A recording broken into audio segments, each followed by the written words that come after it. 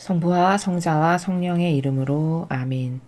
예수님과 어머니 하나 되신 성심을 통해 신성하신 하느님 아버지의 태양의 나라, 피앗의 나라에서 아버지께서 창조하신 천상 천하의 온 우주 만물을 끌어안아 그들과 함께 그리고 천상의 거룩한 이들과 요셉 대신님과 사랑하올 완덕이신 어머니 그리고 가브리엘, 미카엘, 라파엘 대천사님, 좌품, 주품 천사님, 구품 천사님들, 그리고 저희에게 각자 사랑으로 파견하여 주신 수호천사님들, 낙태된 영혼, 유괴된 영혼, 그리고 나라를 위해서 희생하다 돌아가신 모든 의인들, 그들 모든의 영혼을 끌어안아 아버지 대전 앞에 저희들의 내적이고 외적인 모든 것을 내어 바쳐드리며 전부로 사랑하여 감사와 찬미함순과 영광을 드립니다. 사랑하는 아버지, 오늘도 저희 사명에 열심히 협력하고 하나 되어 아버지 뜻 이루어지기를 갈망하는 영혼의 원들을 하나 되신 성심을 통해 아버지 뜻에 봉헌드립니다. 그들을 이 세상의 마지막 시대에 가장 교묘하고 사악하고 역겨운 모든 사탄의 세력으로부터 그들을 지켜주시고 보호하여 주시며 그들이 행하는 모든 일 앞에 늘 아버지 신성이 앞서가시어 아버지 뜻이 원하시는 많은 열매를 차고 넘치도록 맺는 그런 영혼들 되도록 축복하여 주시옵소서. 또한 저희 영혼의 원들이 세상에서 깨닫지 못하여 짓는 모든 죄악을 저희 사명이 행하는 고행으로 대신 배상과 보속을 드립니다. 너그러이 용서하여 주시고 그들이 이 마지막 시대 아버지께서 특별히 주시는 아버지 뜻 안에서 살아가는 자녀들 될 수 있도록 필요한 은총으로 축복하여 주시옵소서. 또한 대한민국과 미국을 하나 되신 성심을 통해 아버지 뜻에 봉헌드립니다. 트럼프 대통령과 윤석열 대통령님을 하나 되신 성심을 통해 아버지 뜻에 봉헌드립니다. 그들을 도울 수 있는 많은 선의 세력을 불길처럼 일으켜 세워주시옵소서. 그 작은 불꽃들이 모여 거대한 태양이 되므로 그 태양 아래 모든 사탄, 마귀 세력이 이제 대한민국과 미국을 포함한 전 인류에서 녹아내려 타 죽을 수 있게 아버지의 뜻이 그들을 충직한 도구요, 매개체요, 분신으로 써주셔서 그들을 통해 아버지만이 다스리셔야 할 그 권리를 역겨운 마귀들이 탈취하여 인간을 속여 자신들이 왕처럼 군림하며 살아가는 그 모든 사탄의 마귀 세력을 가장 윗 머리부터 말단 마귀에 이르기까지 하나도 남김없이 모조리 다 불태워 죽여 없애주시기를 갈망으로 청원드립니다. 그리하여 이제 아버지만이 다스리셔야 할 모든 권리를 저희가 다 되돌려드리오니 아버지 어서 오시어 친히 다스려 주시옵소서. 이 나라를 불쌍히 여겨주시어 공산당 마귀의 속국으로 그렇게 비참하게 살아가지 않도록 아버지께서 그 모든 사탄을 물리쳐 주시기를 다시 한번 갈망으로 청원드립니다. 이 모든 기도 우리 주 예수 그리스도의 이름으로 기도드리나이다. 아멘. 성부와 성자와 성령의 이름으로 아멘. 안녕하십니까. 하늘의 뜻성교의 피아스녀입니다. 오늘은 천상의 책 20권 22장의 내용을 학습할 차례입니다. 여러분들과 함께 먼저 본문으로 읽고 오늘 이 바다와 같은 세계 우리가 태어나서 지금까지 한 번도 들어본 적 없는 이런 무한한 바다와 같은 세계, 그 안에 담겨져 있는 보석과도 같은 아버지께서 자녀들에게 주시고자 하시는 그런 수준 높은 차원의 다양한 신적인 보물들이 어떤 것이 있는지 여러분들과 함께 학습해 보도록 하겠습니다.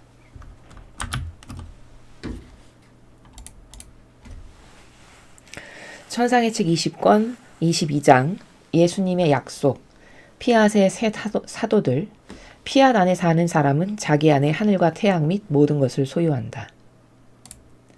다정하신 예수님의 부재 고통에 잔뜩 짓눌려 있었다. 오 천국이 얼마나 그리운지. 거기선 그분을 못 뵙는 일이 더는 없을 것이고 죽지 않으면서 죽고 있음을 느끼는 이 지독한 순교적 고통은 겪지 않으련마는. 그런데 내가 기다림에 지쳐 기진맥진할 무렵 내 감미로운 생명이여 사랑하올 선이며 정이 많으신 예수님께서 내 안에서 걸음을 옮기셨다. 하지만 그분은 이 세상에 징벌을 내리고 계신 듯 몹시 괴로워하시는 모습이었고 그럼에도 나에게 더한 고통을 주지 않으시려고 그 광경을 못 보게 하셨다. 나는 그러나 그분의 모습을 보면서 징벌을 내리시는 중임을 알 수 있었는데 그분은 한숨을 내쉬시며 내게 이렇게 말씀하셨다. 딸아, 용기를 내어라. 나는 내 뜻의 나라에 대하여 너에게 말할 필요가 있는 것을 다 드러내야 한다. 인류 가족 가운데 이 나라를 세우기에 모자라는 것이 없게 하려는 것이다. 내가 그 모든 것을 완료한 후 그때는 너를 즉시 우리 아버지 나라로 데려가겠다. 너는 네가 천국에 오기 전에 영원한 피앗의 나라의 완전한 승리를 보리라고 생각하느냐? 아니다. 너는 그것을 천국에서 볼 것이다. 구원의 나라와 관련하여 나에게 일어난 것과 같은 일이 너에게도 일어날 것이다. 나는 필요한 모든 일을 다 하였다. 기초를 세우고 필요한 법과 권고를 주고 성사들을 제정하고 그 생활 규범으로 복음을 남기고 죽음에 이르기까지 전대미문의 고난을 겪었다. 그러나 세상에 있는 동안에는 구원 사업의 성취와 그 열매를 아주 조금 보거나 거의 보지 못했다. 모든 일을 다 한 뒤 곧 내가 해야 할 일이 하나도 남지 않았을 때 그 모든 것을 사도들에게 맡겼으니 사도들이 구원의 나라를 선포하게 하려는 것이었고 그러면 내가 이 구원의 나라를 위해서 했던 일들의 열매가 나타날 것이었다. 지고한 피앗의 나라에 대해서도 같은 일이 일어날 것이다. 따라 너와 내가 그 일을 함께 하자. 너의 고통과 오랜 희생, 내 나라가 속히 오기를 비는 너의 끊임없는 기도, 그리고 이 나라에 대하여 내가 나타내 보인 것들. 내가 이 모든 것을 나와 하나로 묶어 기초를 닦겠다. 일단 모든 것을 완료한 다음에는 내 성직자들에게 내 나라를 맡기리니 그들이 두 번째 사도들처럼 내 뜻의 나라를 선포할 것이다. 너는 내 뜻에 관한 글에 깊은 관심을 보이며 출판을 염두에 두고 있었던 디 프란치아 신부가 우연히 온 것이라고 생각하느냐? 아니다, 아니다. 내가 몸소 그를 준비시켰다. 그가 거룩한 피앗의 첫 사도요 선포자가 되는 것이 지고하신 하느님 섭리의 안배이다. 게다가 그는 마침 한 수도의 창설자이기도 하므로 내 뜻의 나라를 선포하기 위하여 자기 수도 안에서뿐만 아니라 주교들과 사제들과 일반인들에게도 더욱 쉽게 다가갈 수 있다. 내가 그에게 많은 도움과 특별한 빛을 주는 것은 내 뜻을 곧 거룩하고 신성하고 영원한 내 뜻을 이해하려면 작은 빛이 아니라 태양과도 같은 큰 은총이 필요하고 이 임무를 맡게 된 사람 편에 충분한 준비도 필요하기 때문이다. 그러므로 사제들이 날마다 너에게 오게 한 것 역시 내 뜻에 따른 처사였다. 내가 내 나라의 피앗의 첫 사도들을 신속히 찾아내어 그들이 내 영원한 뜻에 관한 것을 선포하게 하려는 것이었다. 그러니 너는 내가 먼저 일을 완수하도록 맡겨라. 그 뒤에 내 뜻의 첫 사도들에게 그 일을 맡기기 위함이다.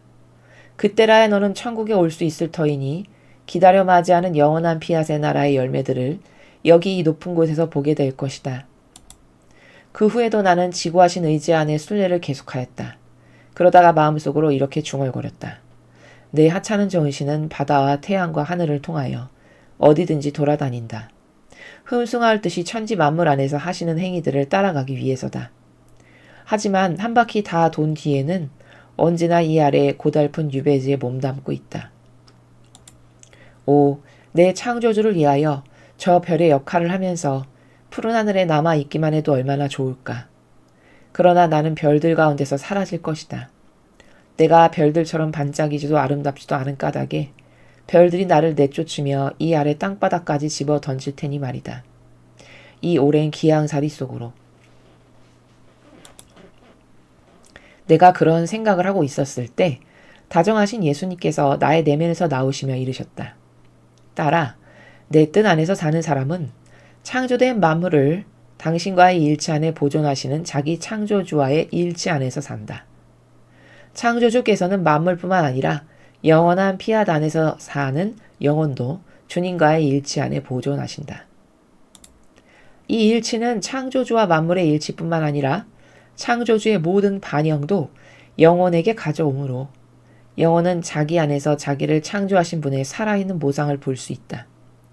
그리고 그분은 만물과의 일치를 보존하심에 의해 그분께서 창조하신 그 모든 것의 반영이 영혼을 에워싸게 하신다. 이 반영들이 그 영혼 깊은 곳에 바다와 태양과 하늘과 별들 및 대자연의 온갖 아름다운 것들을 형성하는 것이다. 그러므로 내 뜻 안에서 사는 영혼은 푸른 하늘에 자리하면서 이 하늘 궁창을 위하여 하늘과 땅을 깜짝 놀라게 할 정도로 아름다운 장식이 될 것이다. 그는 자기 창조주와 하늘과 태양과 바다 따위 모든 것을 자기 소유로 자기 안에 가질 것이고 또한 꽃으로 뒤덮인 땅, 창조주의 기쁨과 아름다운 음악을 전하는 새들의 고운 노래도 자기 안에 가질 것이니 각 조물은 저마다 하느님의 음료를 지니고 있기 때문이다. 따라서 그들은 너를 아래로 던지는 대신 그들 가운데 계속 두고 싶어 할 것이다. 왜냐하면 내 뜻은 경이로운 것들을 많이 지니고 있지만 그 중에서도 특히 우리 성삼위의 모든 작품들을 영혼 안에 그려넣는 능력과 내 뜻의 모든 행위를 그 영혼 안에 집중시키는 능력이 있기 때문이다. 그러므로 내 뜻이 그 사람 안에서 스스로의 아름다움과 반향과 기쁨 및 그 자신의 모든 것을 보지 못하면 아무래도 만족해하지 않을 것이다. 주님의 말씀입니다. 예수님, 감사합니다.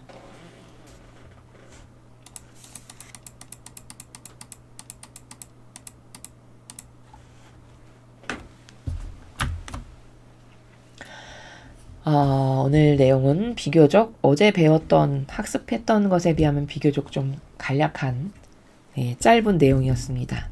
먼저 오늘의 것을 설명하기에 앞서서 어제 배웠던 21장의 내용이 너무 중요하니까 아주 간단하게 요약 정리를 하면 어제 배웠던 것 중에 정말 중요했던 핵심의 키포인트는 뭐냐면 어떠한 영혼이 하느님의 뜻 안에서 살면서 피앗 정신으로 무장돼서 수행하는 수많은 것들, 그것은 그 영혼이 아무리 보잘것없이 작은 걸 수행했다라고 해도 다 바다가 된다.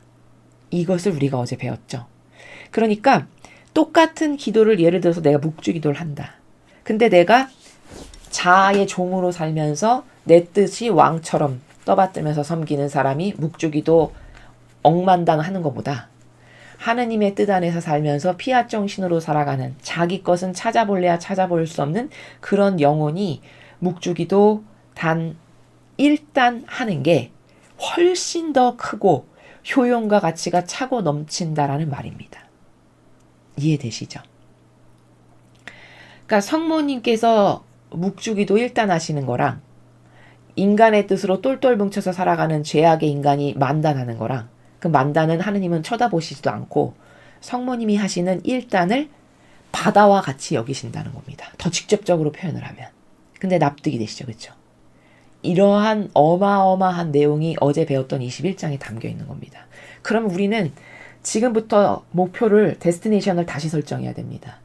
내가 기도를 많이 하는 게 중요한 게 아니라, 물론 어떤 측면에서는 많이 한다는 것은 갈망의 측면도 있어요.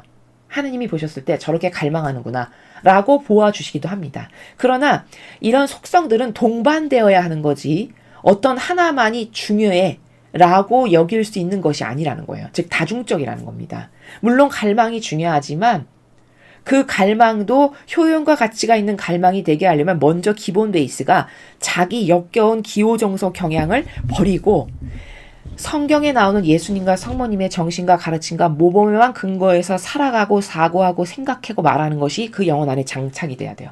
그러면서 사실적으로 그 영혼이 청소를 하건 밥을 하건 말을 하건 어디를 걸어가건 그 모든 것은 다 은총의 바다들, 다양한 속성의 은총의 바다들이 된다는 겁니다. 놀라운 걸 배운 겁니다, 사실. 그러면 똑같이 10분을 활동했지만 어떤 사람의 10분의 활동은 무수히 많은 바다를 지금 창조하고 있는 겁니다. 그 영혼 안의 본질에서. 겉으로만 안 보일 뿐이지. 이해되시죠? 그럼 이거는 똑같이 예를 들어서 60년을 산다. 이 사람의 60년은 6만 년을 산 것과 같은 어마어마한 효용과 가치를 낼 수 있는 거죠. 그 사람의 모든 행위는 다 행위만 하면 창조가 되는 거죠. 이걸 우리도 할 수 있다는 겁니다. 내 정신을 바꾸면. 이해가 되시죠? 그래서 너무너무 중요한 거예요.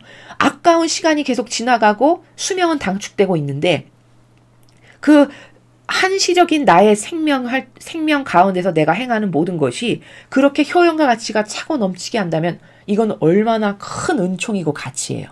하나님을 위해서도, 그렇죠? 또 자신의 영혼을 위해서도. 맞습니까?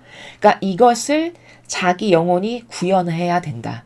그 정신세계 가운데서 기도도 하고 말도 하고 생각도 하고 행위도 하고 발걸음도 걷고 가사일도 하고 이렇게 해야 효용과 가치가 차고 넘치게 할 수 있다라는 것을 우리가 지난 시간에 그렇게 많은 시간을 할애해서 배운 것을 아주 엑기스로 압축해서 요약 정리해서 말씀드리면 바로 그것이 가장 중요했다라는 겁니다. 오늘 배울 22장은 역시 3개의 문장으로 지금 관점화 시켜서 가르쳐주고 계신데요. 첫 번째 문장, 예수님의 약속. 자, 예수님이 어떤 약속을 하실까요? 오늘 본문에서. 두 번째는 피앗의 세 사도들. 사도? 우리가 아는 사도는 12사도죠. 그렇죠? 근데 그 12사도들은 여기 오늘 예수님이 말씀하시지만 구원의 업적을 이루기 위해서 선택된 사도들이에요. 근데 지금 이 시대에 새롭게 아버지께서 친히 선택하고 계시는 영혼들, 그 사도들은 피앗의 나라를 건설하는 사도들이라는 얘기입니다. 그러니까 과거 12사도하고는 비교할 수도 없을 만큼의 중요한 가치를 지닌 그런 하느님의 일꾼들이에요. 그 사도들을 우리는 하느님 아버지를 완전히 빼어 닮은 작은 태양들, 바로 그 태양들이 피앗의 새 사도들이다라는 겁니다. 그 다음에 세 번째, 피앗 안에 사는 사람은 자기 안에 하늘과 태양 및 모든 것을 소유한다. 이것은 어제 배운 것하고도 무관하지 않은, 어제 배운 것하고 연관성상에 있는 그런 내용인데, 저 마지막 세 번째 문장은 무슨 뜻이냐? 어떤 한 영혼이 피앗 정신으로 무장돼서 산다. 아버지 뜻 안에서. 예를 들면 성모님을 추상해보죠. 그러면 그런 영혼 안에는 하늘도 있고 태양도 있고 모든 것이 그 영혼 안에 다 있다는 거예요. 이게 무슨 말이냐? 어제 성모님을 예시로 해서 우리가 학습하였다시피 어제 성모님에 대해서 예수님 말씀하시는데 통치자라고 하셨어요. 성모님은. 만물을 통치하시는. 근데 왜 만물을 통치하는 게 가능하신가? 하느님 아버지와 완전히 하나 됐기 때문에, 왕과 하나 됐기 때문에 왕과 하나 된 가장 직접적 가족, 즉 왕의 딸이에요. 지금 자연법으로 설명을 하면. 그러니까 공주죠, 공주. 그러면 그 공주 또한 아버지랑 똑같이 다스릴 권한이 주어져요. 근데 그 다스릴 권한은 순전히 뭐 때문에 주어진 거냐? 자기 아버지랑 하나 되었기 때문이에요. 맞습니까? 예. 그러므로 그 여왕은 다스리는 분이고, 다스린다라는 거는 우리가 세상의 대통령처럼 생각하면 안 돼요. 그 대통령은 이렇게 보이는 유물론적인 것을 만지고 직접 가서 뭐 처리를 하고 이런 거지만, 우리가 여기서 다스린다라는 거는 지금 루이사 피카르타가 영적 순례하죠. 이거 보이는 거예요? 안 보이는 거잖아요. 그렇죠? 이건 순전히 본질의 세계예요. 본인의 영혼이 바라보고 느끼고 깨닫는. 그것처럼 그렇게 영혼 안에, 성모님의 영혼 안에 하느님 아버지가 함께 계시고, 그 아버지가 함께 계신다는 말은 다시 말하면 무슨 뜻이냐? 아버지는 그 우주 만물을 통치하시는 왕이시니까 아버지가 다스리는 만물도 함께 있다는 거예요. 영혼 안에. 이해되시죠? 성모님의 영혼 안에. 왜? 아버지와 뗄래야 뗄 수 없는 관계들이니까, 만물이. 아버지로부터 통치를 받고 있으니까. 그러니까 성모님의 영혼 안에 아버지와 하나 되셨다는 얘기는 다시 말하면 아버지가 성모님의 영혼 안에 함께 계시다는 거고, 그 아버지가 함께 계시다는 거는 다른 말로 표현하면 만물도 같이 있다라는 거예요. 그러므로 그 만물을 어머니도 통치자요 주권자로서 다스리는 권한이 있고, 그래서 그런 영혼 안에는 하늘도 있고 태양도 있고 모든 것을 소유한다. 본인이 다스리는 자니까. 이런 이야기입니다. 지난 시간에 배운 것하고 연결이 되죠. 그렇죠? 그래서 정리하면 창조된 만물이 우리의 마음 안에 있는 상태를 세 번째 문장으로 표현한 거예요. 근데 그러면 모든 사람 마음 안에 그렇게 창조된 만물이 있냐? 그렇잖아요. 사탄에게 동조하고 협력하는 자 안에도 이게 가능하냐? 그건 가당치도 않은 말이에요. 그들은 지배권이 없어요. 마귀에게나 속한 하수인이지. 이 세 번째 문장은 순전히 누구에게 해당하는 말이냐? 피앗의 자녀, 성모님 같은, 예수님 같은 그 피앗의 자녀들은 저렇게 지배권과 통치권이 회복됨으로써 아버지와 함께 살아가기 때문에 그 영혼 안에 아버지를 모신다. 곧 아버지가 다스리시는 만물도 함께 있다. 이 말이라는 거예요. 그러면서 평상시에 이 만물을 바라볼 때 겉에 봤을 땐 이 사람이 아무것도 안 하는 것 같지만 그 영혼의 속의 내면에서는 정신세계로 그 만물을 다스리고 축복도 하고 이렇게 하는 일을 항상 하고 있는 상태. 이것을 이야기한다는 거죠. 그래서 하느님께서 내 영혼 안에 내가 피앗의 정신으로 살아가면 내 영혼 안에 함께 계시는 거니까 당연히 아버지가 다스리는 만물도 내 안에 같이 있는 상황. 그 상황을 태양도 소유하고 하늘도 소유하고 모든 것을 소유하고 있다. 누구만? 피앗 안에 살아가는 사람만. 이렇게 표현한 겁니다. 자, 그러면 이 세 가지의 관점을 이제 개괄적으로 살펴봤으니까 본문을 하나하나 보겠습니다. 다정하신 예수님의 부재 고통에 잔뜩 짓눌려 있었다. 오, 천국이 얼마나 그리운지. 거기선 그분을 못 뵙는 일이 더는 없을 것이고 죽지 않으면서 죽고 있음을 느끼는 이 지독한 순교적 고통은 겪지 않으련만은. 그러니까 지금 루이사 피카레타는 항상 산 재물이잖아요. 신분이. 그러니까 고통을 수시로 받죠. 게다가 근데 그 고통이 인류의 죄를 배상하고 보속하기 위한 고통이에요. 자기를 위한 게 아니라. 게다가 이 영혼은 또 뭐 때문에 그토록 괴롭냐면 예수님을 맨날 봤으면 좋겠는데 어떨 땐 자기와 함께 계시지 않아. 그러면 그게 너무 고통스러운 상태예요. 이해되십니까? 그래서 여기 예수님의 부재 고통에 잔뜩 짓눌려 있었다. 이렇게 표현하죠. 그러니까 우리는 이런 것만 봐도 아, 나는 정상인이 아니구나 라고 발견할 수 있는 게 뭐냐면 지금 루이사 피카레타가 정상인이에요. 무슨 말이냐?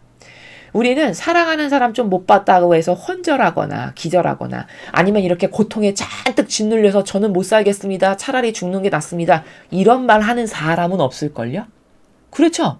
아무리 대단한 연인 사이라고 해도요. 못 봐서 저 사람을 못 봐서 나는 지금 죽습니다. 숨이 끊어질 것 같습니다. 넘어가기 직전입니다. 이런 사람을 저는 못 봤어요. 여러분은 보셨습니까? 자, 그러면 근데 루이사 피카레타는 예수님을 못 뵈면 항상 이렇게 안달복달, 애걸복걸 마치 징징대는 아이와 같이 이래요. 그러면 이 사람도 인간이고 나도 인간인데 도대체 이 차이는 뭘까? 내가 정상이 아니라 이 사람이 정상이에요. 나는 비정상이에요. 사랑이 뭔지를 일단 모르고 그렇죠? 그리고 하도 교만하여 내가 딱히 아쉬운 게 없는데 왜 저 사람한테 갈망해야 돼? 이런 상태예요. 영혼의 수준이. 맞습니까? 마치 내가 저 사람을 먼저 갈망하면은 내가 지고 들어가는 것과 같은 느낌? 요새 사람들은 또 이런 말을 하더라고요. 제가 그걸 듣고 참 웃었는데 그게 무슨 사랑이에요. 그렇지 않습니까? 거기서도 무슨 지분권 싸움을 한다는 게 그게 무슨 사랑입니까? 그쵸? 그러니까 사랑이 뭔지 몰라요. 이 시대 사람은. 사랑은 그저 자기가 필요한 걸 저 사람이 줄 것 같아. 그럼 그냥 좋아. 그 사람이. 그리고 그걸 사랑이라고 말해.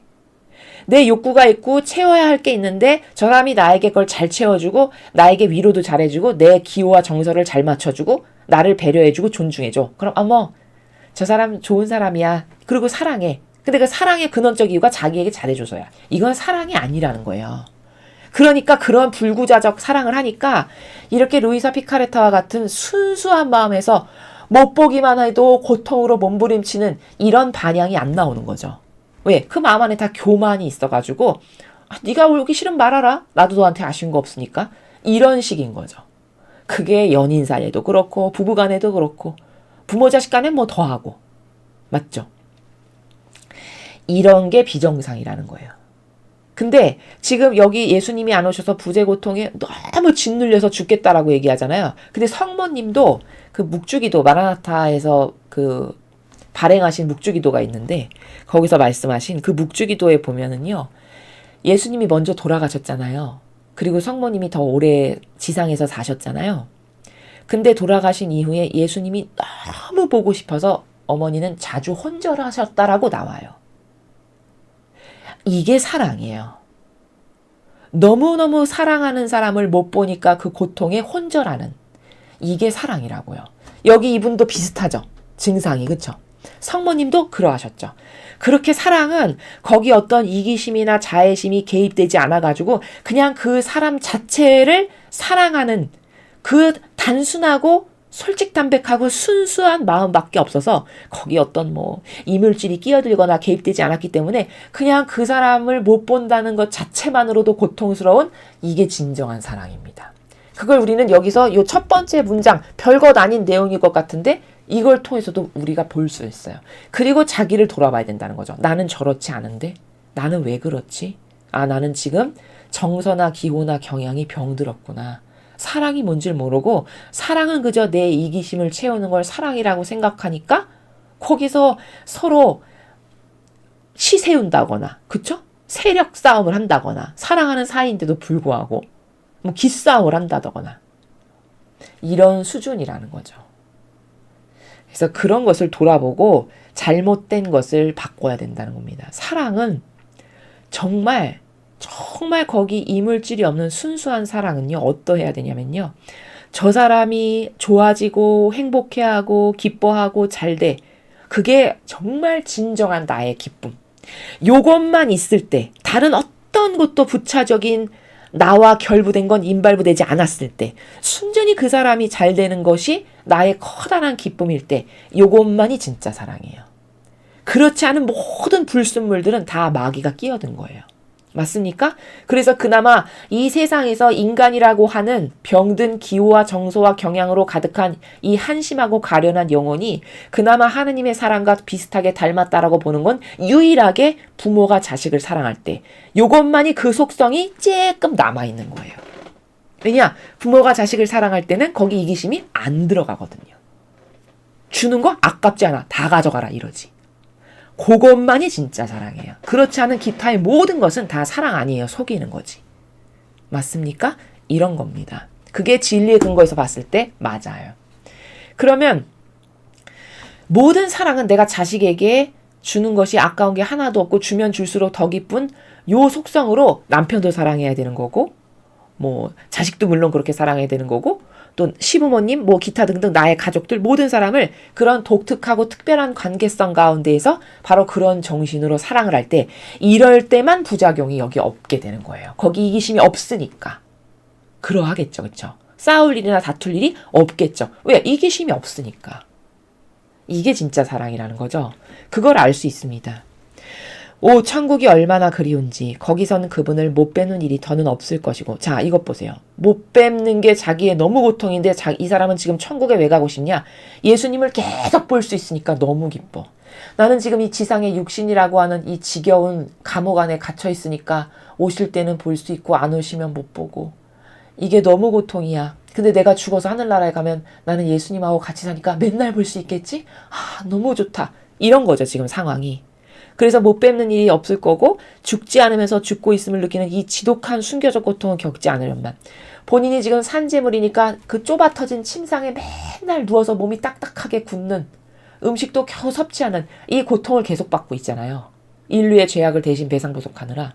근데 그 죽을 듯한 고통을 겪는데 그 고통을 겪은 다음에 또 다시 살만해져서 살아나. 그리고 또 그 고통을 또 겪어. 이게 완전히 죽는 것도 아닌데 죽을 듯한 고통을 계속 반복적으로 겪는. 그렇기 때문에 죽지 않으면서, 사실적으로는 죽지 않아. 근데 죽고 있음을 느낄 만큼 지독해, 고통이. 그걸 이렇게 표현하고 있죠, 본인이. 그래서 순교적 고통이라고 표현하는 거예요. 이건 순교당하는 것과 똑같은 걸 나는 매일 반복하고 있구나. 내가 죽어서 천국에 가면 이제 이 고통도 겪지 않아도 될 텐데. 이런 자기 하소연을 지금 1절에서 하고 있는 거죠. 근데 이제 우리가 저런 1절과 같은 상황에서 또 하나 배울 수 있는 게 뭐냐면요. 루이사 피카레타는요, 사실 영적으로 봤을 때는, 본질의 차원에서 봤을 때는요, 이 고통 때문에 무수히 많은 은총을 받을 수 있는 거예요. 무수히 많은 선을 소유할 수 있게 되는 거예요. 저런 고통 없죠? 그럼 이 영혼에게는 은총도 없고 선을 소유할 수도 없어요. 왜냐? 천상의 나라는 공짜로 거저로 얻어지는 것이 없는 나라기 때문이에요. 그래서 지금 루이사 피카레타가 우리에게 이렇게 하느님의 뜻의 나라에 대해서, 이 고도적인 차원의 나라에 대해서 지금 이렇게 가르쳐주고 있잖아요. 이 글들로 전해주고 있죠. 100년 전에 이분께서. 이렇게 선을 지금 인류에게 전하고 있는 거잖아요. 이 선을 전할 은총도 왜 있냐? 이런 고통을 겪는 영혼이니까 그 은총을 주기에 합당하다 해서 이렇게 선을 전할 수 있는 것이지, 만약에 이 영혼에게 고통이 없고 훌루랄라 맨날 편하게 잘 먹고 잘 자고 잘 살고 아무런 하느님과 관련돼서 본인이 배상과 보속도 하지 않는 그런 존재다. 그러면 이 영혼에게는 지금과 같은 은총이나 축복이 있을 수가 없다. 이건 만고의 진리예요. 그렇기 때문에 구약과 신약을 통틀어서 무수히 하느님의 진짜 일꾼들은요, 고통 없이 산 사람이 단 한 명도 없어요. 그건 왜냐? 그 고통이 있어야만 하느님이 은총을 주시기에 합당해지기 때문에 그 영혼들에게 그 고통을 아버지께서 허락하신 거예요. 그래서 박해도 많고 핍박도 많고 모욕도 많은 거죠.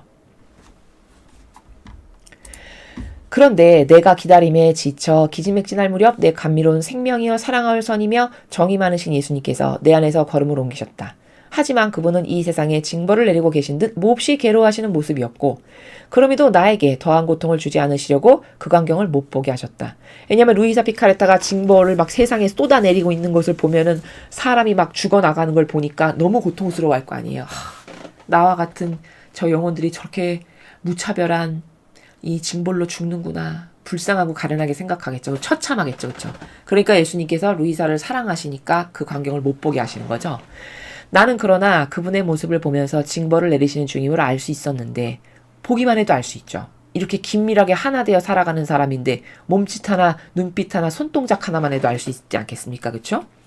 그분은 한숨을 내쉬시며 내게 이렇게 말씀하셨다. 딸아, 용기를 내어라. 나는 내 뜻의 나라에 대하여 너에게 말할 필요가 있는 것을 다 드러내야 한다. 어제도 말씀하셨죠. 네가 피앗의 첫 번째 자녀야. 그럼 너가 모르는 건 단 하나도 없이 너는 다 알아야 돼. 왜? 너가 이 뜻을 행하는 선택된 내 피앗의 자녀의 첫 번째니까 너에게 다 내가 알려줘야만 너가 그것을 세상에 전할 것이고 너가 똑바로 전해야만 세상에 나의 이 자녀들이 그 내용을 보고 올바르게 반영해서 요 피앗의 자녀들로 될 수 있지 않니? 그러니까 너는 이 나라에 마치 선구자적인 역할을 하니까 너가 모든 걸 다 알아야지. 이런 말씀을 어제도 하셨잖아요. 여기도 마찬가지죠. 같은 내용이죠. 그렇죠? 인류 가족 가운데 이 나라를 세우기에 모자라는 것이 없게 하려는 것이다. 그렇죠. 피앗의 나라를 세워야 되는데 뭐가 덜 전해졌거나 그렇죠? 똑바로 전하지 못해서 그 나라가 못 세워졌어. 그러면 안 되잖아요. 엄청나게 큰일이잖아요. 하느님은 지금 이걸 너무 소중히 생각하시는데 이 피앗의 나라, 뜻의 나라를 건설하시는 거를. 그러니까 모자라는 것이 없게 하려고 너에게 다 알려줘야 되고 다 보여줘야 되고 다 설명해줘야 되고 은총도 그래서 내가 너에게 다 줘야 되는 거야. 이런 말씀이죠. 그런데 여기서 하나 중요한 키포인트는 이런 은총마저도 다 받기 위해서 루이사 피카라타가 왜 합당하냐면 그토록 많은 고통을 겪었기 때문에 이런 은총이나 이런 선을 전하기에 합당하다라는 것을 제가 좀 전에도 말씀드렸죠. 그래서 정리하면 이렇게 모자라는 것이 없이 인류에게 다 전달되어야 하니까 루이사는 고통을 겪는 거고 그런 희생 없이는 인류의 이 위대한 은총을 전해줄 방법이 없다. 이게 천상나라의 질서의 만고의 진리다라는 겁니다. 내가 그 모든 것을 완료한 후 그때는 너를 즉시 우리 아버지 나라로 데려가겠다. 네가 그토록 천국을 가고 싶어 하지 않니? 나랑 떨어지지 않고 맨날 나를 볼 수 있는. 근데 네가 이렇게 이 나라를 세우기에 모자라는 것 없이 완벽하게 다 전달했잖니? 네 할 일을 다 했잖니? 그러면 그때 다 한 다음에 내가 너를 천국으로 데려갈게. 이 말씀이죠. 너는 네가 천국에 오기 전에 영원한 피앗의 나라의 완전한 승리를 보리라고 생각하느냐? 아니다. 너는 그것을 천국에서 볼 것이다. 자, 내가 너를 천국에 데려가기 전에 아버지가 그토록 세우기를 원하시는 피앗의 나라가 이렇게 잘 건설된 거를 너는 살아생전에 다 네 눈으로 확인하고 보고 그리고 천국 갈 것 같니? 아니란다. 너는 피앗의 나라가 승리하고 완전히 이 지상에 건설되는 거는 죽고 나서 천국에 간 다음에 네가 보게 될 거야. 이 말씀이죠. 근데 진짜 지금 이분 돌아가시고 안 계시잖아요. 근데 아직 피앗의 나라 건설 안 됐잖아요. 맞죠? 거기서 이제 앞으로 보시겠네요. 네, 예수님이 지금 이렇게 말씀하셨습니다. 구원의 나라와 관련하여 나에게 일어난 것과 같은 일이 너에게도 일어날 것이다. 나는 필요한 모든 일을 다 하였다. 기초를 세우고 필요한 법과 권고를 주고 성사들을 제정하고 그 생활 규범으로 복음을 남기고 죽음에 이르기까지 전대미문의 고난을 겪었다. 그러니까 지금 4절의 말씀의 원리는 어떤 원리적 관점에서 말씀하시는 거냐면 얘야 잘 봐봐. 너는 피앗의 나라를 건설하기 위해서 하느님의 특별한 섭리와 뜻으로 선택된 영혼이지 나는 구원의 나라를 건설하기 위해서 아버지 뜻에 의해서 여기 왔거든. 근데 내가 구원의 나라를 건설하기 위해서 지상에 와서 한 건 뭐냐면 기본 베이스를 닦은 거야. 기본 체계를. 그런 말씀이에요. 고로 너도 너가 영원한 피앗의 나라를 건설하기 위해서 기본 베이스의 어떤 시스템의 토대, 근본, 체계, 너는 그거를 건설하는 게 너의 소명이야. 마치 내가 그러했듯이 그런 말씀이에요. 그래서 여기 보면 구원의 나라와 관련하여 나에게 일어난 것과 같은 일이 너에게도 일어날 것이다가 바로 그 말이에요. 나도 여기 와서 기본적인 시스템과 메커니즘을 여기다가 깔은 거지. 구원의 나라를 내 자녀들이 열매를 얻기 위해서 너도 피앗의 거룩한 영원한 피앗의 나라, 그 피앗의 나라를 건설하기 위한 시스템과 메커니즘을 튼튼하게 까는 게 그게 너의 소명이야 이 말이죠. 그래서 예수님이 하신 걸 보니까 과연 기초를 세운 게 맞아요. 기초 세우고라고 이게 말씀하시죠. 그 다음 법과 권고, 어떤 시스템의 기본이 다 법, 성사, 규범 이런 것들이잖아요. 그런 거를 세우시는 일을 예수님이 다 하셨다는 거죠. 그래서 여기 법을 줬고 권고, 성경 말씀을 통해서 이렇게 하는 것이 아버지 뜻이다, 좋다 권고하시고, 성사, 최후의 만찬 때 성사들 다 제정하셨잖아요.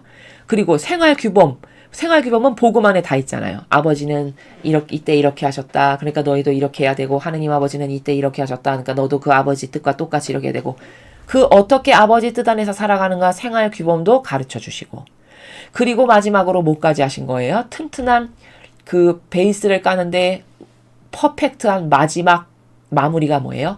죽음에 이르기까지 전대문민의 고난까지 다 겪음으로써 산 희생제물의 역할까지 완벽하게 마무리하는.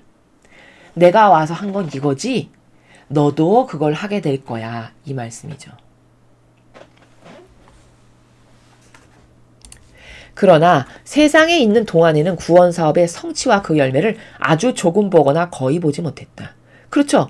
예수님이 구원사업의 베이스, 토대, 뼈대, 골격 이런 거는 다 세우셨지만 구원사업의 실제적인 열매, 그 예수님이 세우신 성사, 다양한 규범, 법규, 질서 이걸 인해서 그 영혼들이 사실적으로 구원의 은혜를 받는 그것까지는 보지 못하셨잖아요. 그 베이스를 다 까는 것을 하시고 돌아가셨지. 맞죠? 지금 그 말씀 하시나요? 아주 조금 보거나 거의 보지 못했다. 열매는. 모든 일을 다 한 뒤 곧 내가 해야 할 일이 하나도 남지 않았을 때 그 기본의 뼈대와 골격을 갖추는 거를 다 했어. 그리고 다 한 다음에 그 모든 것을 사도들에게 이제 맡겼다. 예수님이 하신 거는 이 세상의 구원 사업을 완성하기 위한 뼈대와 골격을 세우신 거고, 그거를 다 세운 다음에 이제 그것을 운영하는 자, 운영해서 열매를 맺게 하는 역할은 누가 하게끔 한 거예요? 사도들에게 맡긴 거예요. 이해가 되시죠? 기본의 아웃라인과 뼈대와 베이스와 골격과 이런 것은 다 예수님이 오셔서 건설하시고, 그 골격 가운데 그 골격을 운영함으로써 그래서 열매를 맺게 하는 그 역할은 누가 한 거예요? 12사도가 한 거죠. 맞죠? 그래서 사도들에게 맡겼으니 사도들이 구원의 나라를 선포하게 하는 것이었고, 그러면 내가 이 구원의 나라를 위해서 했던 일들의 열매가 나타날 것이었다. 자, 그래서 사도들은 각지로 흩어져서 복음을 전했습니다. 그래서 그 복음을 전한 결과 이 작은 동방의 나라에까지도 그 복음이 전해져서 오늘날 우리가 이렇게 예수님을 믿는 영혼들이 된 거잖아요. 얼마나 놀라운 일입니까? 예수님은 이스라엘에만 오셨지 이 한국이란 나라는 발 하나도 디디지 않으셨는데 그 사도들이 무수히 많은 복음 전파를 함으로써 그 열매죠, 우리들이. 맞잖아요. 그렇죠? 그래서 그 열매가 나타나게 한 예수님의 계획대로 아버지의 뜻이 구원 사업을 이렇게 완성하신 거죠.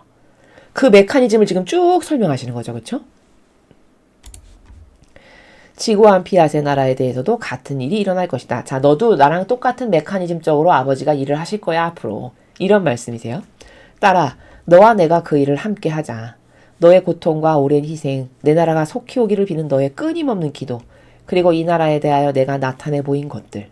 내가 이 모든 것을 나와 하나로 묶어 기초를 닦겠다. 예수님께서 루이사와 함께 피앗의 나라의 근간의 기초를 닦는 일을 내가 네 안에서 너와 함께 할게. 이 말씀이죠. 일단 모든 것을 완료한 다음에는 내 성직자들에게 내 나라를 맡기리니 그들이 두 번째 사도들처럼 내 뜻의 나라를 선포할 것이다. 자, 그렇게 너하고 내가 마치 구원사업 때 내가 세상에 와서 뼈대와 골격을 만들었듯이 피앗의 나라에 대해서 뼈대와 골격을 함께 만들자꾸나. 그리고 다 만들었어. 그러면 너는 이제 천상에 가고 그 다음에 이 피앗의 나라를 마치 12사도가 했던 것처럼 선포하고 그것의 열매를 맺게 할 성직자들을 또 아버지가 선택하신다는 거잖아요. 그렇죠? 그렇게 해서 그들에게 그 피앗의 나라를 선포하게끔 그렇게 똑같은 메커니즘적으로 앞으로 이 나라도 건설이 될 거란다. 이런 말씀이죠. 너는 내 뜻에 관한 글에 깊은 관심을 보이며 출판을 염두에 두고 있었던 디 프란치아 신부가 우연히 온 것이라고 생각하느냐? 아니다. 아니다. 내가 몸소 그를 준비시켰다. 그가 거룩한 피앗의 첫 사도여 선포자가 되는 것이 지고하신 하느님 섭리 안배다. 자, 그런 연유로 앞에서 설명한 연유로 하느님의 안배, 여기 섭리 안배라고 돼 있죠. 섭리 안배로 선택된 첫 번째 그 선포자, 피앗의 나라를 선포할 첫 번째 사도로 불림 받은 사람이 여기 예수님 말씀하시는 디 프란치아 신부라는 사람이라는 거죠. 게다가 그는 마침 한 수도의 창설자이기도 하므로 내 뜻의 나라를 선포하기 위하여 자기 수도 안에서뿐만 아니라 주교들과 사제들과 일반인들에게도 더욱 쉽게 다가갈 수 있다. 그런데 그 신부를 왜 뽑으셨나라는 하는 연유를 지금 설명하시는 거예요. 내가 그를 왜 선택했냐면 그가 어떤 수도의 창설자이니까 그는 자기 직분, 신분 때문에 주교나 혹은 사제, 일반인에게 쉽게 다가갈 수 있지. 그래서 내가 그 직분을 10분 활용하려고 그래서 쉽게 퍼져나가게 하려고 그 사람을 선택한 거란다. 이런 말씀이죠. 내가 그에게 많은 도움과 특별한 빛을 주는 것은 내 뜻을 곧 거룩하고 신성하고 영원한 내 뜻을 이해하려면 작은 빛이 아니라 태양과도 같은 큰 은총이 필요하고 이 임무를 맡게 된 사람 편에 충분한 준비도 필요하기 때문이다. 근데 그 디 프란치아 신부라는 분에게 은총도 많이 주신다는 얘기예요. 왜냐하면 이게 고도적인 차원의 이런 나라인데 이걸 선포하려면 본인이 지식이 있어야 그걸 똑바로 전달을 하고 선포를 할 수 있잖아요. 그러니까 그 빛을 주는데 빛 갖고는 안 된대요. 이 나라가 하도 심오하고 고결하고 높은 차원이다 보니까. 작은 빛이 아니라 태양과도 같은 큰 은총이 필요해서 내가 그 임무를 잘 수행하려고 그 영혼에게 지금 태양과도 같은 큰 은총을 주고 있단다. 이런 말씀이죠. 그러므로 사제들이 날마다 너에게 오게 한 것 역시 내 뜻에 따른 처사였다. 여기 보면 고해 사제들이 이 루이사 피카레타를 수시로 방문하잖아요. 그리고 몸이 딱딱하게 굳으면 풀려나시오 이렇게 선언하면 풀려나고 이런 걸 하러 오는 거죠. 그렇죠? 그걸 이제 예수님이 선택하셔서 이 루이사 피카레타를 도와서 사제들이 이 영성이 잘 퍼져나가게 하기 위해서 선택하셨다라는 거죠. 그래서 사실은 여기 계속 찾아오는 요 영적 지도 신부들이 증언자의 역할을 하는 거예요. 또한 루이사 피카레타가 행하는 이 모든 것의 증인이 될 수 있잖아요. 그렇죠? 내가 내 나라의 피앗의 첫 사도들을 신속히 찾아내어 그들이 내 영원한 뜻에 관한 것을 선포하게 하려는 것이었다. 그러니 너는 내가 먼저 이를 완수하도록 맡겨라. 그 뒤에 내 뜻의 첫 사도들에게 그 일을 맡기기 위함이다. 자, 예수님과 루이사 피카레타가 기초를 튼튼하게 잘 닦아. 그 다음에 이제 이렇게 선택된 사람들을 통해서 그것을 선포하도록 내가 할 거란다. 그때라야 너는 천국에 올 수 있을 터이니. 자, 너하고 내가 기초를 튼튼하게 더 이상 피앗의 나라에 대해서 부족한 지식이 없도록 세상에 다 퍼져나가도록 기반을 확실하게 다 닦았어. 그러면 내가 그때 너는 천국에 오게 해줄게. 그때라야 너는 천국에 올 수 있을 터이니 기다려 맞이하는 영원한 피앗의 나라의 열매들을 여기 이 높은 곳에서 보게 될 것이다. 지금 천상에서 이 피앗의 나라의 열매들이 이렇게 조금씩 생겨나고 있는 것을 이분이 보시겠네요. 그렇죠? 그 후에도 나는 지고하신 의지 안에 순례를 계속하였다.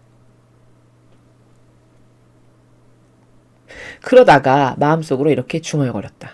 내 하찮은 정신은 바다와 태양과 하늘을 통하여 어디든지 돌아다닌다. 정신으로 돌아다니는 건 쉽죠. 지금 바다 딱 떠올리면 바다가 온 거잖아요. 추상과 직관으로. 그쵸? 그게 여기 돌아다닌다라고 설명하는 게 그거예요. 내가 하늘을 지금 딱 떠올려. 그럼 하늘이 지금 내 앞에 온 거예요.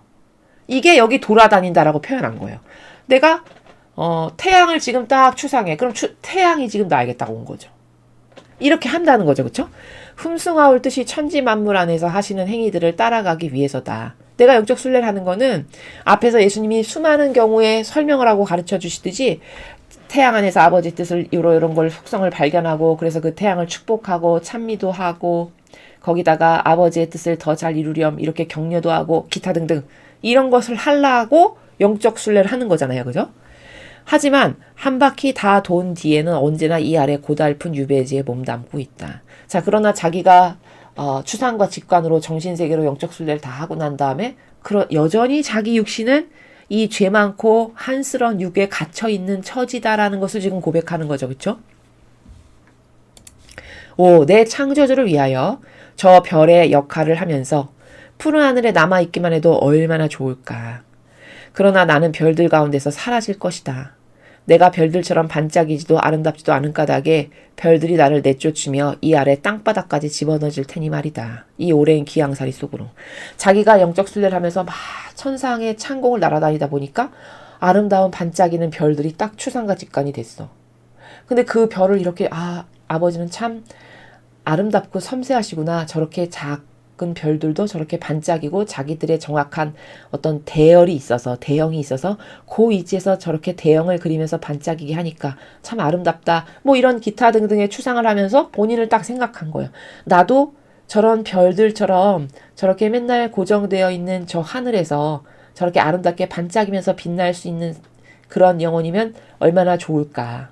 근데 순간 그렇게 생각하는 순간 자기를 돌아보니까 나는 근데 그런 자격이 안 될 거야. 왜? 이렇게 역겨운 인간의 원죄를 가지고 있는 인간인데다가 매일 짓는 죄 그리고 부족한 나의 반향들 이런 기타 등등으로 저렇게 별은 죄가 없고 한번 생겨라 해서 끊임없이 그 명령에 순종하여 그 자리에서 계속 있지만 나는 그렇지가 못한 존재니까 내가 무슨 쓸모가 있겠어. 게다가 나는 빛을 내는 것도 아니잖아. 그러니까 나는 그냥 거기 설사 내가 거기 있고 싶어 한다라고 해도 별들이 야 너는 가 이러면서 아마 내쫓을 거야. 이런 생각을 이제 혼자 계속 하고 있는 거죠. 내가 그런 생각을 하고 있었을 때 다정하신 예수님께서 나의 내면에서 나오시며 이르셨다. 딸아, 내 뜻 안에서 사는 사람은 창조된 만물을 당신과의 이일치 안에 보존하시는 자기 창조주와의 이일치 안에서 산다.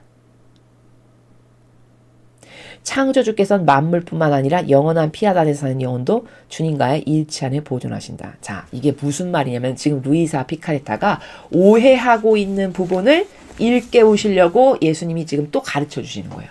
본인이 지금 이렇게 생각했잖아요. 나는 저 별만도 못한 존재야. 쟤네들은 반짝이기라도 하고 순종이라도 잘하지. 나는 여전히 가끔씩 올라오는 인간의 뜻도 있지. 이렇게 변덕스럽고 나약한 존재지. 게다가 나는 원죄도 있잖아. 쟤네들은 원죄도 없고. 나는 저기 가고 싶어도 옆에 있었다가도 별들이 쫓아낼 거야. 이렇게 자기를 이제 보잘것없는 존재로 이제 정직하니까 자기 성찰을 그렇게 하는 거죠. 그렇게 생각하고 딱 풀이 꺾였는데 예수님이 딱 오시더니 그게 아니라는 걸 가르쳐 주시는 거죠. 예. 어떻게 왜 아닌가라는 논구를 아는 게 중요해요. 자.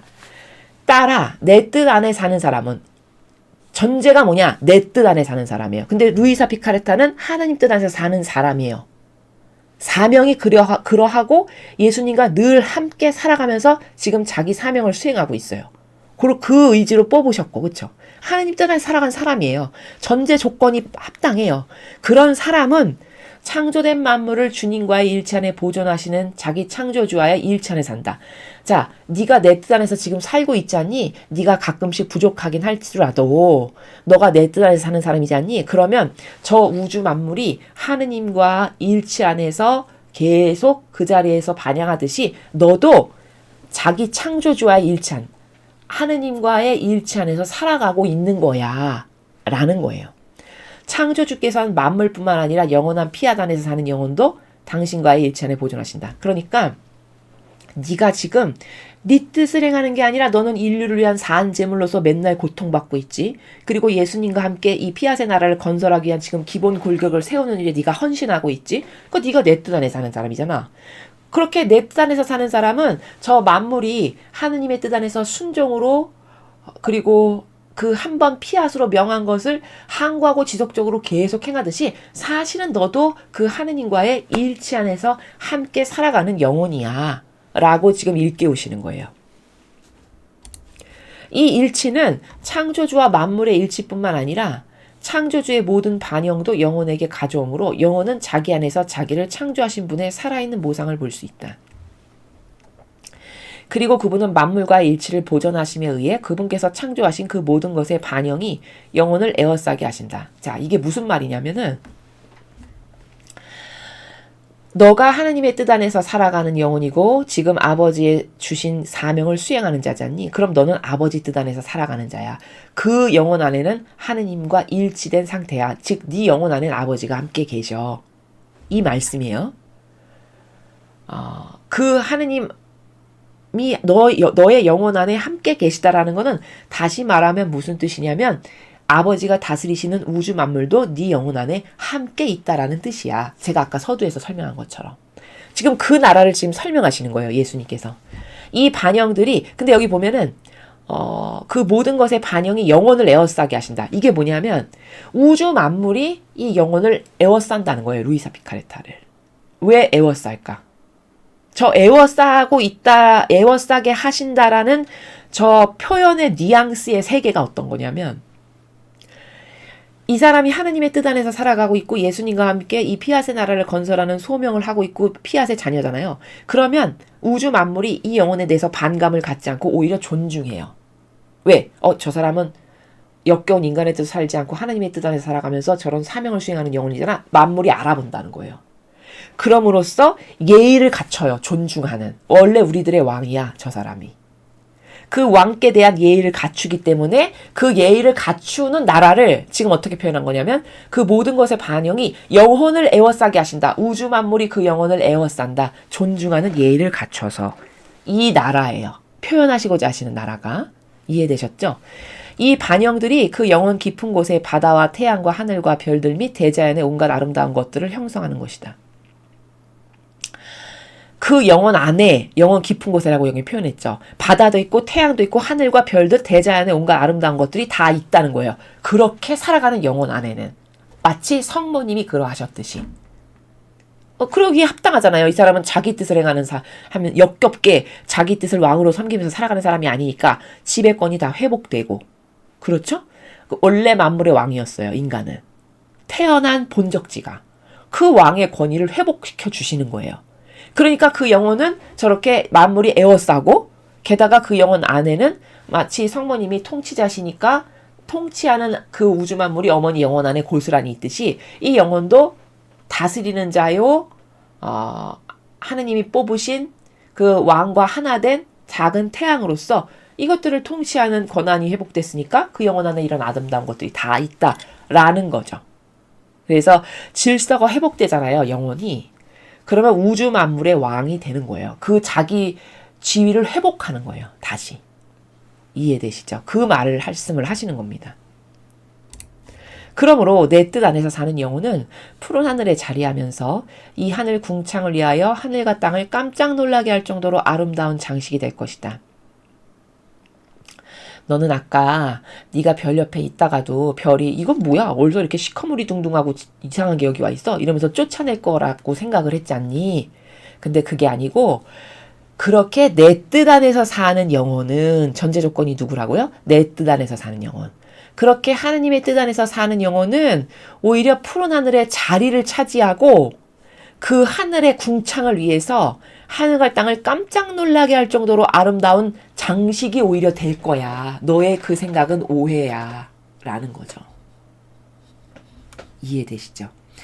오히려 저 자연물의 별보다 더 아름다운 별이 돼요. 인간은요. 저렇게 다시 태어나기만 하면. 왠지 아세요? 제가 납득이 되실 수 있게 설명을 할게요. 이 별은 자유의지가 있는 건 아니에요. 그쵸? 이 우주 만물은 자유의지가 있는 건 아니에요. 그러니까 한번 그냥 생겨라 하면 그냥 그 자리에 천년 만년 계속 있는 거예요. 근데 잘 생각해 보세요. 인간이 지금은 이렇게 시궁창에서 뒹구는 존재가 됐잖아요. 근데 만약에 우리가 회복을 하죠? 피앗의 자녀가 되고 뜻의 자녀가 되잖아요. 회복하잖아요. 그럼 이 자연물보다 더 존귀하고 아름답고 귀함을 받을 존재예요. 그건 왜냐? 나는 이 만물과 다른 차이점이 뭐냐? 나는 자유의지라는 게 있어요. 그렇죠. 근데 내 자유의지가 이 사탄은 절대 싫습니다. 전 이걸 다 버리고 only one 아버지만 선택할 거예요. 이렇게 내 자유의지가 하나님을 선택해서 그 수많은 마귀가 짜놓은 프레임이 거들먹하게 많은데도 그 그들먹하게 많은 것을 다 뚫고 돌아왔어. 마치 월남전에서 그 모든 전쟁에서 다 이기고 돌아온 용사처럼. 그러면 저 하늘에 걸려있는 별하고 이렇게 모든 역경과 고난을 다 극복하고 자기 자유의지가 나는 하느님 한 분만을 원해요. 그분만을 전부로 사랑할 거래요. 해서 그 자유의지가 이걸 선택해서 돌아온 사람의 가치는 여러분은 두 개 중에 어떤 게 더 가치로우세요? 당연히 여러분도 자유의지로 나를 선택한 그 영혼을 더 소중하게 여길 거죠. 하느님도 마찬가지세요. 그러니까 인간은 왜 비전이 있고 발전 가능성이 무한하냐면 그 자유의지 때문이에요. 자유의지를 어떻게 쓰느냐에 따라 성모님처럼도 될 수 있고요. 물론 성모님하고 똑같이 된다. 그런 말은 아니에요. 성모님하고 똑같이 되기는 어렵죠. 왜냐면 우리는 이미 원죄로 여기 어떤 스크래치가 있잖아요. 그쵸? 그러나 거의 비슷할 정도의 수준에 갈 수 있을 만큼 될 수 있어요. 그게 피앗의 자녀예요. 그런데 생각해 보세요.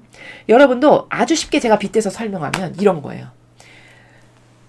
여러분을 사랑한다라고 하는 두 사람이 있는데 한 사람은 로봇이야. 그래서 아침마다 일어나면 눈을 여러분이 딱 뜨면 정확히 눈 뜨는 시각에 걔가 알람처럼 주인님 안녕히 주무셨습니까? 사랑합니다. 이렇게 해요. 한 번도 변덕을 안 부려. 왜? 로봇이니까. 근데 또 하나는 사람이야.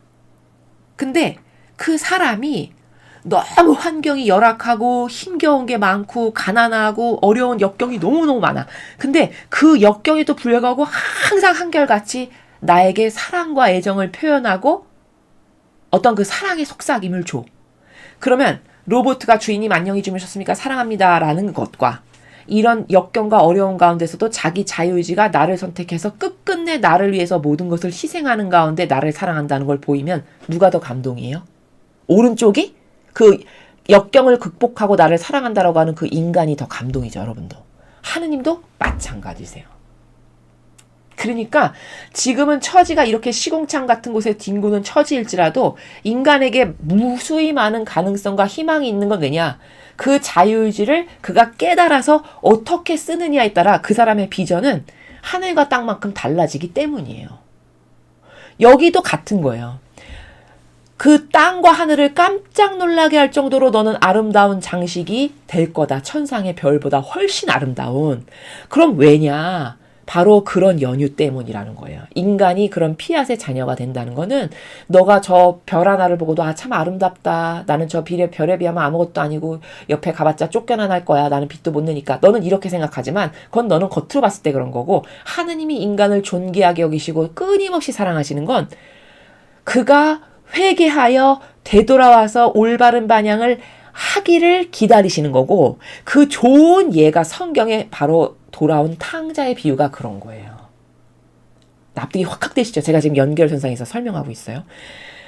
그러니까 탕자가 비록 죄를 당연히 졌죠. 잘못을 했죠, 아버지한테. 그렇지만 그 탕자가 속도 썩였지만 그걸 회개하고 돌아와서 처절히 아버지 앞에 눈물을 흘리면서 자기가 잘못했으니까 받아주세요라고 할 때 그 아버지가 오히려 기뻐하죠. 그 성경을 보면 막 잔치를 열잖아요. 기뻐한다라는 걸 보면. 그러면 사람은 저까짓 게 뭐가 기뻐? 나 와서 내 돈이나 다 탕진한 주제에. 옹졸한 사람은 이렇게 생각할 수 있어요. 근데 그거는 부모의 마음이 돼보지 않아서 그런 거예요. 맞죠? 제 말이. 여러분 부모님 들으면 제 말이 무슨 뜻인지 아시죠? 아무리 속을 썩이는 자식이어도요. 부모라는 거는 그 부모의 내리사랑이라는 거는 하느님을 닮았기 때문에 그런 건데 하느님의 모상대로 여러분이 창조가 됐기 때문에 그런 건데 부모의 내리사랑이라는 거는 아무리 꼴통짓을 하고 속을 썩였어도 걔가 완전히 돌아서서 회개해서 진심으로 뉘우치죠? 그러면은 다 눈 녹듯이 녹아요. 맞죠? 제 말이. 예, 그런 거예요. 그게 그리고 진정한 아름다운 사랑이거든요. 하느님도 그러하세요. 그래서 그렇게 로봇은 그 피아스로 별이 가만히 있다는 건 로봇랑 같은 거거든요. 로봇가 맨날 주인님 사랑합니다. 안녕하십니까? 잘 주무셨어요? 주인님 사랑합니다. 안녕하십니까? 이거 변덕 없이 100만 년, 억만 년이고 계속 하겠지만 그것 때문에 그렇게 크게 감동받진 않잖아요. 그쵸? 그거는 자유의지가 없는 그냥 프로그래밍 돼 있는 거기 때문에 거기서는 진정성이라든가 이런 걸 느낄 수 없기 때문에 감동이 없는 거거든요. 근데 인간 안에는 자유의지를 동반한 진정성 같은 게 있단 말이에요. 아, 맞죠? 그것 때문에 사람이 감동도 받고 용서도 하게 되는 거죠. 바로 요 위대성이 숨겨져 있어요, 인간 안에는. 그래서 하느님이 그렇게 많이 인내하시고 기다려주시고 징벌로 때려줬다가도 회개하면 다시 끌어안으시고 이런 건 다 그러한 연유들 때문에 그런 거예요. 이해되시죠? 그래서 그 오해를 지금 예수님이 풀어주시는 거예요. 네가 그런 피앗의 자녀라면 너는 놀랍도록 아름다운 영혼이다라는 거죠. 그는 자기 창조주와 하늘과 태양과 바다 따위 모든 것을 자기 소유로 자기 안에 가질 것이고, 자, 이제 이게 무슨 말인지 아시죠? 자기 소유로 자기 안에 갖는다는 게 그게 하느님과 하나 된 영혼이니까 그 영혼 안에는 이미 하느님이 함께 사세요. 그럼 하느님이 함께 사신다는 건 하느님이 다스리시는 만물도 그 안에 같이 있다는 거예요. 그러니까 자기 안에 가질 것이죠. 그렇죠?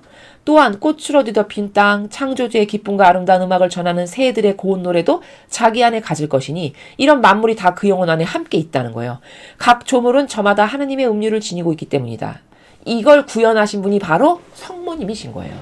그래서 신비로운 도성에 보면은 제가 누누이 자꾸 말씀드리죠. 거기 막 새가 와서 성모님 앞에서 막 제잘거리면서 막 합창을 하고 노래를 하고 이런 게 나와요. 그게 왜일까? 그 만물은 죄가 없기 때문에 자기 주인이 누군지를 딱 알아봐요. 근데 성모님이 자신들을 다스리는 여왕이라는 걸 아는 거죠. 새도. 그러니까 그 자기를 다스리는 주인 앞에 충직하게 와서 노래도 하고 기쁘게도 해드리고 이런 걸 하는 거예요. 성모님은 그런 지배권이 완전히 퍼펙트하게 있으셨던 분이다 라는 거고, 그러니까 당연히 그 어머니는 다스리는 여왕이고 그 어머니의 내면에는 어머니가 다스리는 온 우주 만물이 다 있었던 거다. 같은 차원이에요. 그건 누구나 그런 거냐? 하나님 뜻 안에서 살아가는 피앗의 자녀일 경우에 그렇게 회복된 영혼에게는 이런 일이 일어난다는 거죠. 따라서 그들은 너를 아래로 던지는 대신에 그들 가운데 계속 두고 싶어 할 것이다. 그렇죠. 저렇게 아름다운 별이 있단 말이야.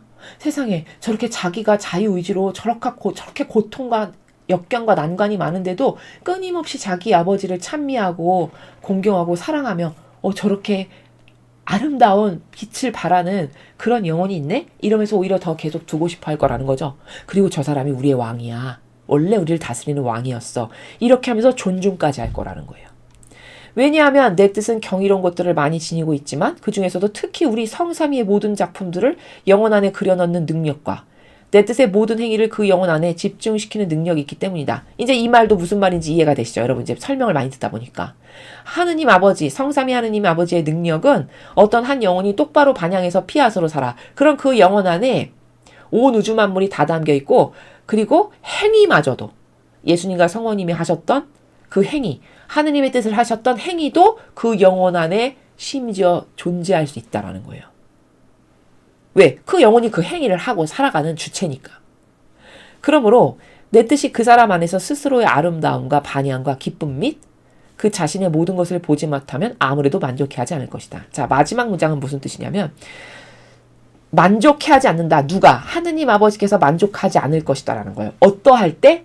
어떤 영혼 안에 아버지가 다스리시는 온 우주 만물이 고스란히 있지 않으면 그러면 실망하실 거라는 거예요. 쟤는 나랑 완전히 하나 된 피앗의 자녀가 아니구나. 이렇게. 이해되시죠? 성모님을 그토록 만족스럽고 아버지께서 너무 사랑스러워서 눈길을 떼지 못하셨던 거는 성모님이 너무나 하느님을 퍼펙트하게 닮은 거죠. 모든 속성을. 내가 갖고 있는 이런 속성, 이런 속성 제가 다 가지고 있네. 나랑 완전히 판박이구나. 그러니까 왜 자식이 부모 많이 닮으면 부모도 그 자식 눈을 떼지 못하고 계속 쳐다보죠. 특히 갓난아기 때 너무너무 예뻐하면서. 마치 그런 것처럼 성모님이 딱 탄생하셨는데 너무너무 아름다워. 그 아름답다는 건 외관만을 말하는 게 아니고 속성적으로 너무 하느님과 똑같은 거예요. 그러니까 세상에 내가 만들었지만 저렇게 나를 빼어 닮았다니 너무너무 아름답구나 하면서 기쁨에 차서 성모님이 가시는 데마다 아버지가 계속 따라다니셨다는 바로 이런 게 뭐냐.